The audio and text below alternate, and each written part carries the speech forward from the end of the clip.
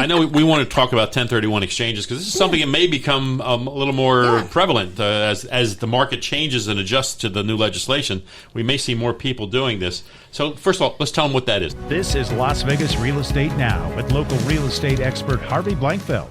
1031 exchange. What is that? 1031 is when you own a property and you're going to be exchanging that for a different property. Provision of the tax code that allows you to potentially skip taxes on investment sales. Investment only, guys. Investment only. Not the home you live in. Not that one. No. Right. And a lot of the misconception is that it's all runs through this particular, it coincides with the escrow. Right. Right. So we're all working together on that. It's a separate party, a facilitator. It's a facilitator for that. That controls the funds to make sure the funds are handled properly. Collected and then distributed properly outside of the escrow. IRS code says we never want you to touch the money that you're getting. Right. You can't touch it. Yep. So if you let it go to a third party and they move it around, you're all right. Yep. Exactly.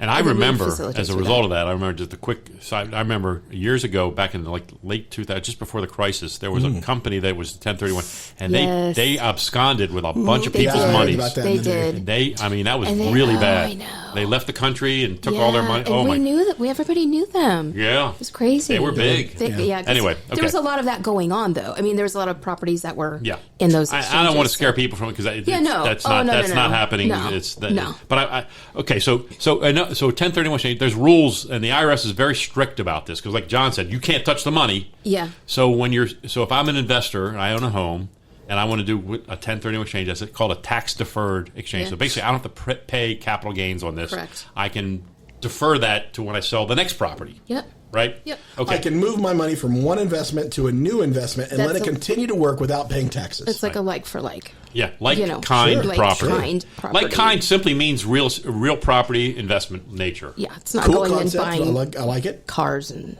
stuff. It's not for that. It has to be real property. So you could sell your house and buy an office building, and you could do that. That's like kind. Yeah, commercial real estate. Let's say. That's okay. You can do estate. that. Yes. So it's more of a facilitator that handles that. So we are not the facilitator. No. But we have companies that we refer out for that. Yeah. Right. Yeah. Right. If you don't have one. Sometimes if you're very savvy with this, you already have somebody that you've been working with. You guys have a problem if I sell my house and I buy jewelry that I'm investing in? Is that I'm okay with it.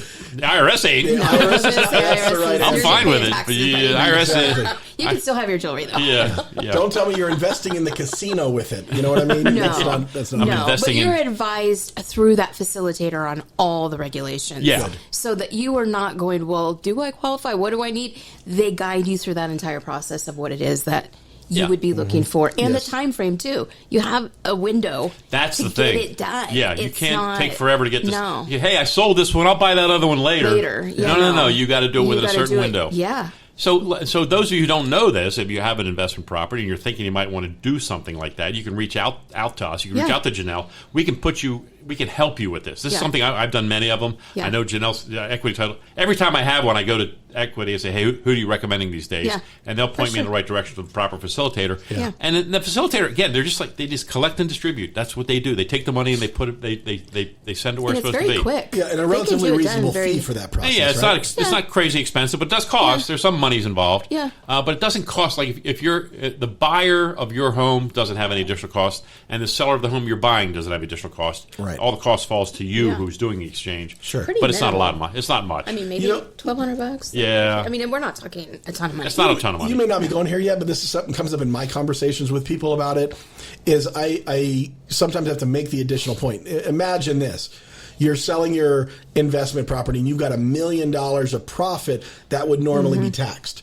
You're allowed to move $800,000 to the new investment and take $200. What do you pay tax on? The $200 you took. The $800 remains tax free. Yep. So it's spend as much as you can, but you also doesn't have to stop you if you get some portion of the money. Right. It's only that portion that becomes taxable. Because you may not get the exact amount for what you're going to be buying next. And right? can't you put a loan on top of it too? Absolutely. Yeah. So if you have a $250,000, you take that, and you move it into another house. That's $500,000. You can borrow $250,000, take $250,000, the tax deferred, and still make that work too. That goes towards one of the rules that I'm aware of, which is if I own an investment and I'm selling it and I owe $250,000 of my investment, I must owe at least $250 on the new one I'm getting. There you go. I can't improve my situation by owing nothing on the new house. I gotta owe this at least the same amount or more. Okay, that's interesting. And I've heard that too. I've heard that as well. Yeah. So when you involve mortgages, then it becomes a little more complicated, but it's still very, very doable. Sure, very, very doable. And it's very easy. I mean, it's not like you said, not to be afraid. You're guided the entire process. New agents are so intimidated. Fine. We can do that. No problem. Because you're just going and showing property, just like normal. It really doesn't affect us hardly at all. No. All we've got to do is make sure the disclosures are included. Everybody's aware that this is what's happening, and that's all we really. All right, here's another cool thing that comes to mind. I sell my current investment property. I can use that dollars to buy 2 or 3 new ones if I wanted to. Yeah. And spread it out. That's right. That's a cool idea, right? I've seen that many times. It's a reason why, I can sell this one and it's done fine for me, but now I can own 3 assets and let 3 things go up potentially, right? Yep. that makes a lot of sense. Yep. And then go That's how you're leveraging another layer. I'm sorry, I'm off the rails now, but another cool layer is in our tax code. Okay, I sell my current investment. I use it to buy 3 more additional houses. I've avoided taxes in that situation. I eventually pass away. My heirs inherit the house. They inherit the house at the value at that future time. No tax on what I made on those original dollars. Wow. So now they've avoided the big chunk of tax there, right? Nice. Not good for our taxpayer, but good for us as individuals and building wealth and stuff. Super cool. Indeed. Yeah, and I think these are just things that everyone isn't totally sharp on, right? They're not. But this is what real estate is all about, That's right? it. And this is what we're talking about. We're talking about how it creates wealth or how it creates all of these opportunities. This is how it's done. You know, So, you're hearing right now is a layers. perfect example of what this show is about. Is about discussions that we have as professionals in the office periodically to talk about what's happening in the market. And you're hearing 3 professionals talk about this. This is what we do. This is what we want to share with you guys so you understand and learn. This is part of that education that we discuss. And we want you to use it. If you're an investor out there, think about this. Sure. I have an investment, and it's the house is getting a little old. There's a lot of deferred maintenance, and I got to do this, that, the other. Maybe I should just sell it, and get something new. Yeah. And maybe I'm better off by that. You got to do the math. The math has to work, obviously. Yes. But once the math works, this is a good tool to use to defer that tax. And I'll throw it out there that this is also one of those provisions in the tax code that Congress has talked about getting rid of at times when they're looking at ways how they can get money. Yep. So it may not be there forever, but it's there today.